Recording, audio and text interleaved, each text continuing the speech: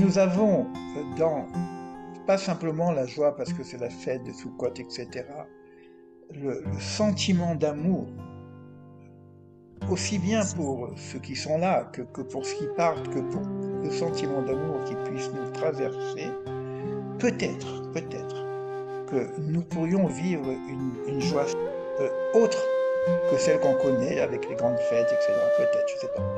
Si vous voulez partager, parler, parce que là je suis plus, je commence à moi-même à me poser des. euh, si vous avez un partage à faire sur cette question-là, sur ce paradoxe, je voulais dire que c'était assez intime, hein, c'est vraiment un vrai questionnement. On triche pas, et la joie, il faut qu'elle soit authentique. Et puis, je sais pas. Euh, Oui, Est-ce que je peux intervenir juste? oui, oui, oui. Je ne sais pas si je vais dire une bêtise, mais il me semble que lorsqu'on est absolument convaincu qu'un autre monde euh, existe au-delà de notre incarnation, est-ce que, sachant que de l'autre côté, il faut vraiment être convaincu et se dire que dans cette souffrance, il y a cet au-delà qui nous aidera, qui nous fait passer dans la joie. Est-ce qu'on peut retrouver la joie? C'est la question que je me pose en parlant. Est-ce qu'on serait suffisamment heureux de dire, OK, aujourd'hui on souffre, mais soyons heureux parce que demain, enfin là-bas, c'est autre chose. Oui, C'est c'est une sûr, question. ça fait partie de la base de la croyance. Si on n'a pas ça, on n'en parle même pas, hein. Oui, c'est ça. Donc, donc, Moi, je ne puis il n'y a vois que même pas de ça. paradoxe. S'il y a rien de l'autre côté, bon, il n'y a pas de paradoxe. Là, on est dans un monde absurde, et puis autant profiter de la vie telle qu'elle est. C'est une autre approche. On a une approche de questionnement par rapport justement aux données de nos croyances, qu'il y a un créateur et qu'il y a quelque chose de l'autre côté. Maintenant, euh, euh, ça fait partie des systèmes de croyances. De l'autre côté, ce qu'on nous dit en tout cas, qu'est-ce qu'il y a là-haut? On ne sait pas vraiment, mais en tout cas, on nous parle bon, nous on parle du Gehinnom et du paradis, le Gan Eden. Il y aurait un jardin d'Éden qui ressemblerait au jardin d'Éden d'avant la chute. Je reste conditionnel hein, pour pas gêner les personnes qui ont d'autres croyances. On garde ces hypothèses, des axiomes.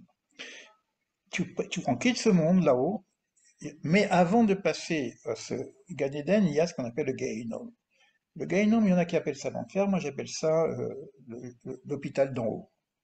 De la même façon qu'il y a des hôpitaux en bas pour nous guérir, ben, là-haut il y a aussi des hôpitaux pour nous gérer, et ensuite il y a le Gehinnom. Maintenant, la donne qui pourrait être aussi nous aider, c'est que l'enfer, il n'est pas là-haut simplement, il est en bas aussi.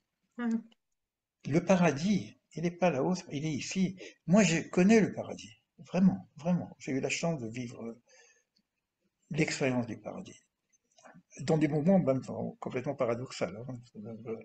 Des moments où c'était loin d'être le paradis, quoi, hein. Mais j'ai vécu ces choses-là.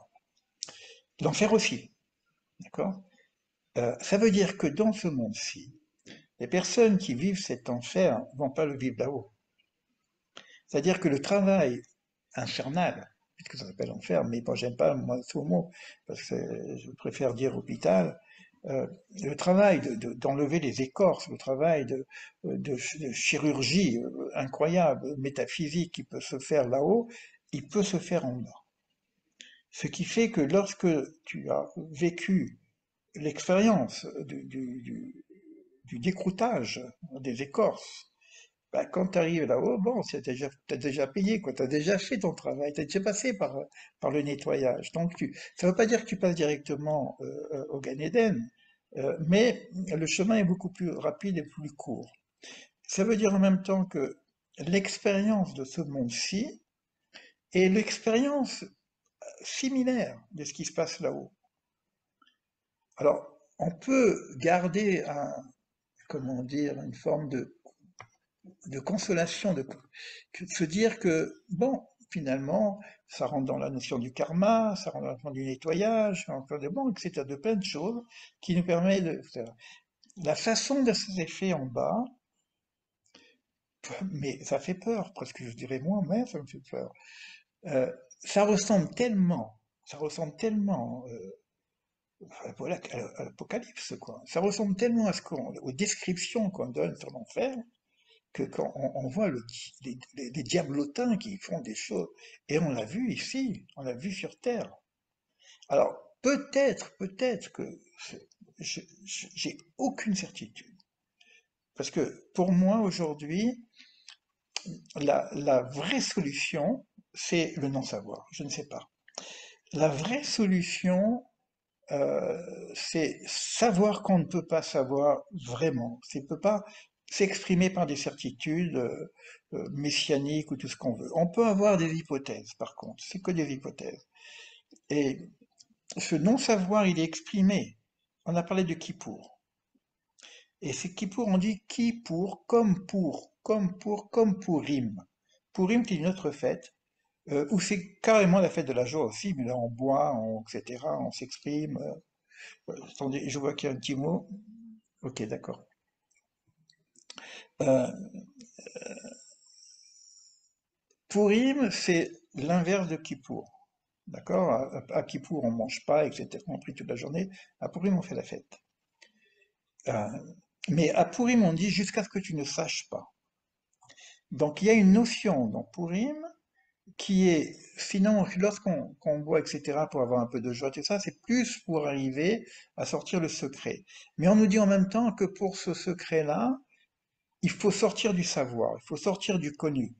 Il y a un inconnu qui ne peut être perçu que si je lâche le connu.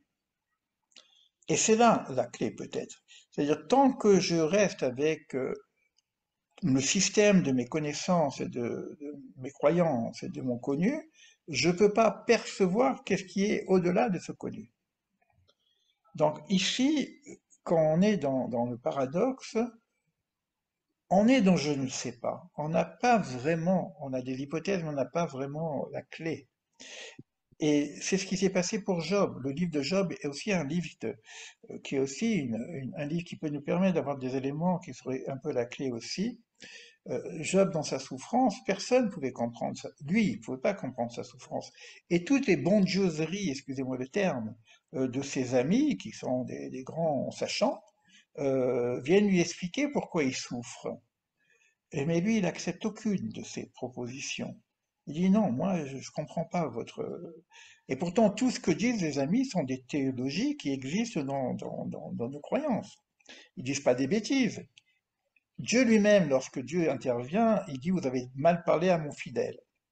Donc, il n'était pas tout, donc quelque part, c'était pas tout à fait le bon discours à avoir. Et là, c'est pareil, par rapport au 7 octobre, par rapport à la Shoah, on ne peut pas avoir le bon discours, on n'a pas, etc.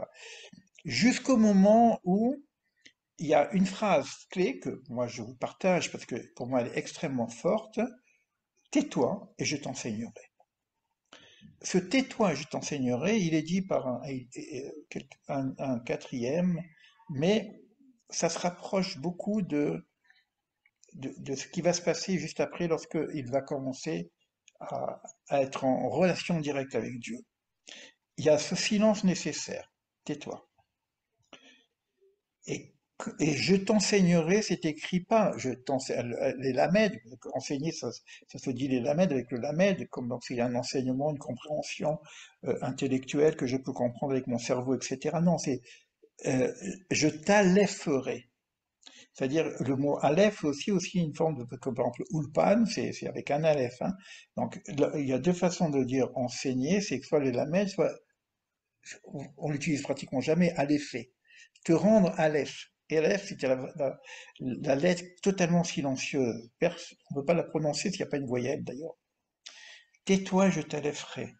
C'est-à-dire, je vais t'enseigner la voie du silence pour, non pas que je vais te donner l'explication verbale, mais tu vas l'intégrer dans le silence. Il y aurait donc une clé là-dessus qui est, d'ailleurs, Manitou, que je considère comme mon maître, disait que quand vous êtes devant quelqu'un qui souffre, taisez-vous. Ne faites pas du violon pour dire, bon, taisez-vous, taisez-vous. La compassion, c'est tout ce qu'on peut faire.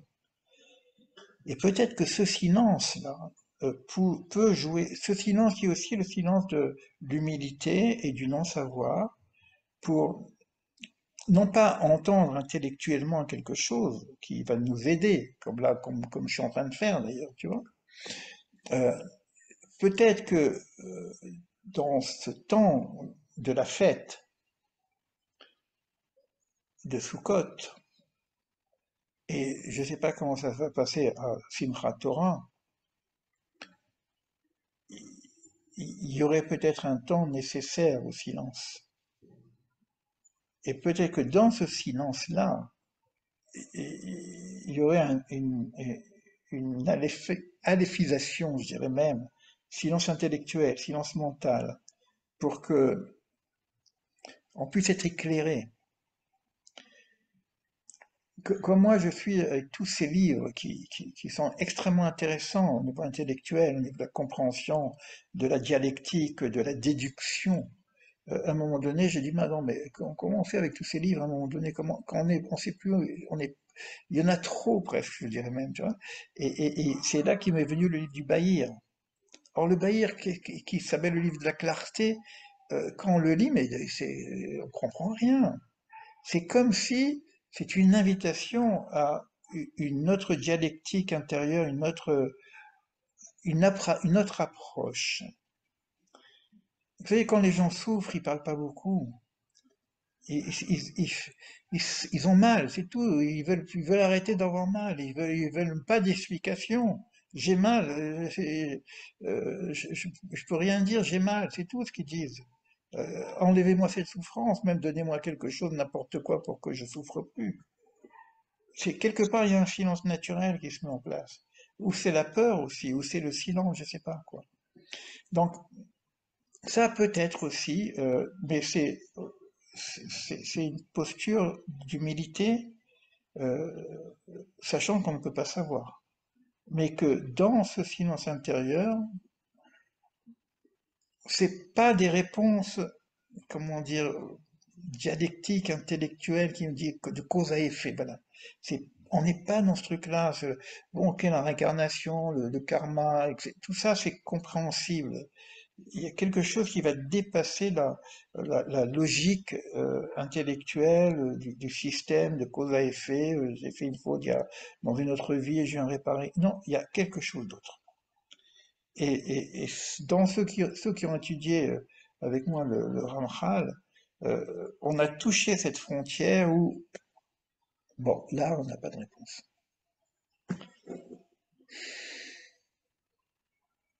Pas évident, hein? Ouais, c'est pas évident. J'allais te dire, ceux qui ont souffert dans leur chair récemment, euh, est-ce que tu as entendu des témoignages? Oui, j'ai Comment entendu des ils vivent? témoignages, je les ai vus, c'est très dur, très très dur. J'ai entendu des témoignages, j'ai entendu des personnes qui étaient même un peu dans l'exaltation, et puis après, paf, il y a une chute avec les pleurs qui reviennent, parce qu'il y a les images qui reviennent. Euh, mais il y a une forme de sérénité extrêmement impressionnante, Ah, extrêmement impressionnante. On était dans les hôpitaux, etc. On a vu des pères qui ont vu des choses, bon, genre, ça te donne envie de vomir, quoi, mais c'est extrêmement impressionnant de voir cette résilience possible, comment c'est possible, comment la foi peut tenir malgré ce qu'ils ont vu, tu vois. C'est extrêmement impressionnant. Oui, c'est fait partie des choses que j'ai pu voir et qui m'ont aussi perturbé d'ailleurs. j'imagine. Ouais. Alors après, il me vient une autre question comme ça en réfléchissant. Est-ce qu'on peut pas définir la joie? Est-ce que cette joie qu'on demande à Soukhot, c'est ce qu'on connaît? Cette espèce de... C'est ce que je suis en train de Mais décortiquer. oui, qu'est-ce que Non, c'est que cette joie? c'est ce que c'est inconnu. Mais Je oui, dirais qu'il y aurait, puisque on, on prend l'hypothèse que le maître du monde nous demande d'être en joie, et que c'était un recommandement divin. Donc il doit y avoir quelque chose qui est de l'ordre de la joie qui pourrait se faire dans ce cadre-là. Et là, tu poses vraiment la bonne question. Alors, Ouais, c'est quoi cette joie autre que celle que nous ouais, connaissons?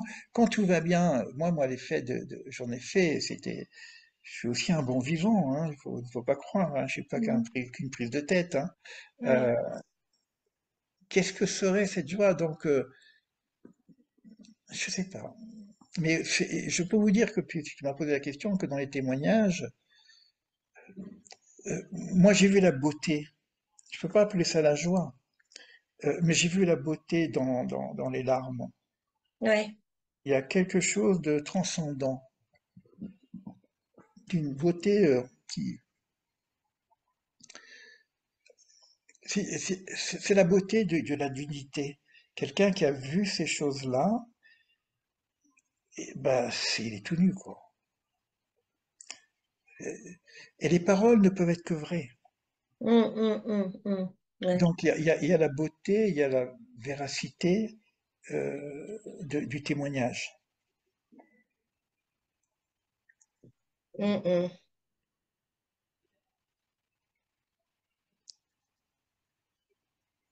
Mais c'est des témoignages incroyables, hein, Ouais, c'est impressionnant, mais c'est vrai qu'il y a quand même quelque chose qui nous dépasse, quoi. Alors c'est ce que dit un peu le Bailly, hein. C'est pour ça que je ouais, suis intéressé à ce livre, parce que la lumière, si on ne parle pas de joie, on parle de la lumière est quelque part cachée dans ces ténèbres. C'est, voilà, donc, et après, comment, on verra, quoi. Pourquoi ça passe par là, je sais pas. Est-ce qu'il y a d'autres échanges parmi les personnes qui sont présentes? J'aimerais bien vous entendre un petit peu parce que ça m'éclaire aussi pour moi. Je suis pas en train de vous dire de donner des réponses, hein. Je suis en train de poser un paradoxe et puis de voir dans le partage qu'on a quelques ingrédients comme on vient de l'avoir avec Louisia. Est-ce qu'il y a d'autres interrogations qui se posent entre nous, qui peuvent se partager?